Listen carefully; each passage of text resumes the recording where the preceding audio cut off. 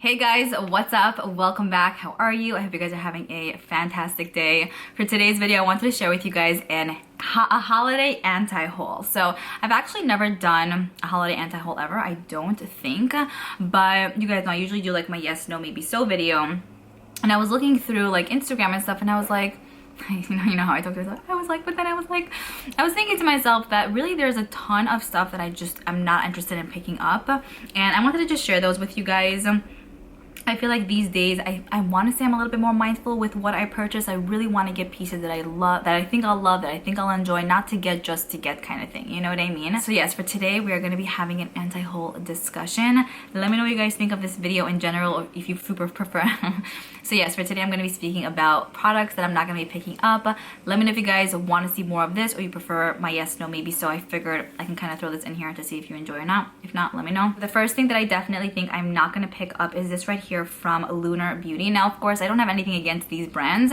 I just don't want to spend my money on the products, you know? So this right here is called the Eternal Eclipse eyeshadow palette. It basically includes 15 shades in total. We get some cooler tone shades and then some warmer tone shades. I have to say, I think that the whole presentation of the palette is pretty nice, pretty cool. They seem pretty pigmented. I mean, of course, pics online will always show that.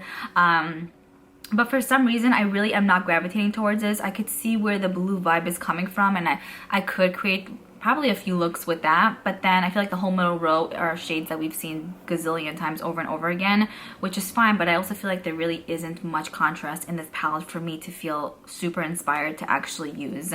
I feel like also tons of brands are coming out with those cool tone palettes, which I know and I understand why, but sometimes I feel like it can be a bit much, you know?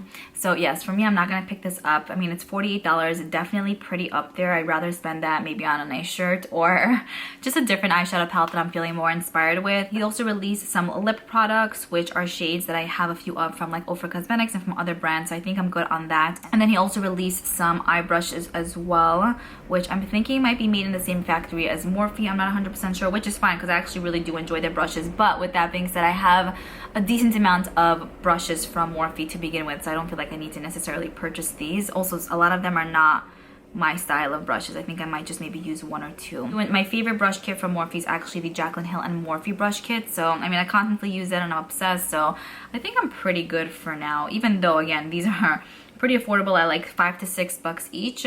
I'm definitely gonna skip out on this whole collection. Next up, we have the Kylie Cosmetics and Grinch collection. So this is, I'm not gonna lie, this is adorable. I love the movie The Grinch. It's definitely one of my childhood favorites. It's a good one. I haven't watched it in a while, so I should get to it ASAP. I don't feel that attracted to this, that I feel like I need to have this in my life. Like, I like The Grinch, but I don't feel like I need to have a Grinch palette in my life to justify the fact that I like The Grinch, you know?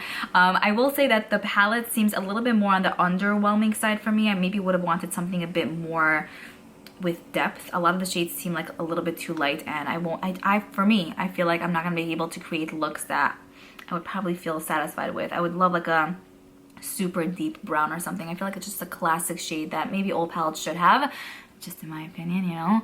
But yeah, I mean, this palette looks okay. It has mattes and metallics. I know her formula is pretty good. This palette is retailing for $40. She also released some lip kits, and then I want to say like a liquid lipstick set. I used to purchase a lot of her holiday kits in the past, but you know, as time goes on, I just think to myself, I don't need $300 worth of these kits around 24/7, you know? Occasionally I'll purchase like one or two things from kits and stuff, but I don't know if I'm about purchasing every single item in every single collection every single time anymore, because I find that it's just a little bit wasteful for me. I just don't get to everything. I don't get to use everything. I don't get to enjoy it. And then before I know it, the next thing comes out and I'm like, okay, wait, put that to the side, grab the next thing, you know? So yeah, that's my 2 cents, I guess. But I see she's also releasing these like glitter eyeshadow pots, which look beautiful, like a nice minty green shade and a gold shade, great for the holidays. And those are gonna retail for, I want to say $20-ish each. It's like an eye glaze. She has some highlighters, blushes, very cute packaging, I'm not gonna lie. It's Dorbs. But yeah, I'm gonna go ahead and skip out on the whole entire collection. Let me know if you guys are gonna be picking up anything from that collection, if you're gonna be skipping out on it, like what is your opinion? I have to know. Then I see that Viola Voice released this palette right here. It's the Forget Me Not Viola Voice palette. Now I don't know what it is about Viola Voice shadows. I just never really got down with the formula. I feel like her metallics especially are so thick, and sometimes her mattes come across as a little bit too dry. If this would have been a color story that I would have been obsessed with, maybe I would have been like, okay, let me try this out, let me see what the vibe is like. But it's basically pretty much just blues with like a bronzy shade and an orange shade. And this right here is retailing for 18 bucks, which actually is not that much at all. But I do have a decent amount of blues from like other palettes that I'll use occasionally. I mean, I don't wear blue eyeshadow like often to feel like I need to have this in my life, but yeah, I think I'm gonna go ahead and skip out on this. I feel like I'm saving so much money. 18 bucks. Okay, next up we have these little quads from House Labs. That's Lady Gaga's line. She released a bunch of little ones, so she's definitely jumping on that baby life, which I think is cute. I love that everyone's kind of on it. These are actually gonna retail for $24 each, which I think is kind of up there, considering the fact that Natasha Denona's formula is like up there and her little ones are 5 for $25. I just would rather spend on that than this personally. I feel like this is a very personal thing, but also I feel like a lot of these are very like typical shades that we see over and over again, which is fine. I feel like, you know, it's good to have a neutral palette, it's good to have cool tone palettes, everything, a little bit of everything. And then in addition to that, some of these palettes actually look interesting to me. Like I feel like I wouldn't be able to create a look with any of them, and I just don't feel inspired by this. The packaging is very blah to me, nothing special. And I mean, I don't need the packaging to be like loud or like whatever.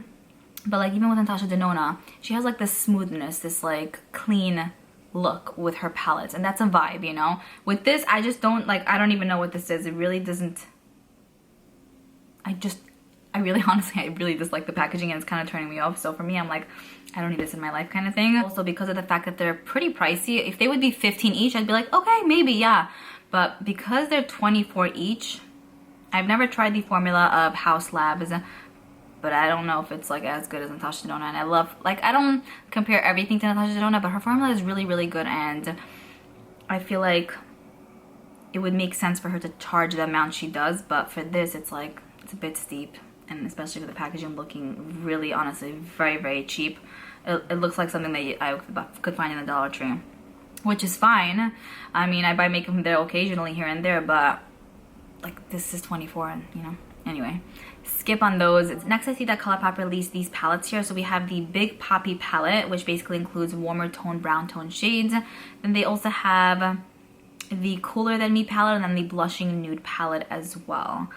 Honestly, at this point, I don't even know like what I purchased, what I didn't, and not even that, like what's new, what's not, because everything is starting to look the same, like literally the same. So I was like, wait, did they release this already? Did they like not release this? Do I have this? Do I not have this?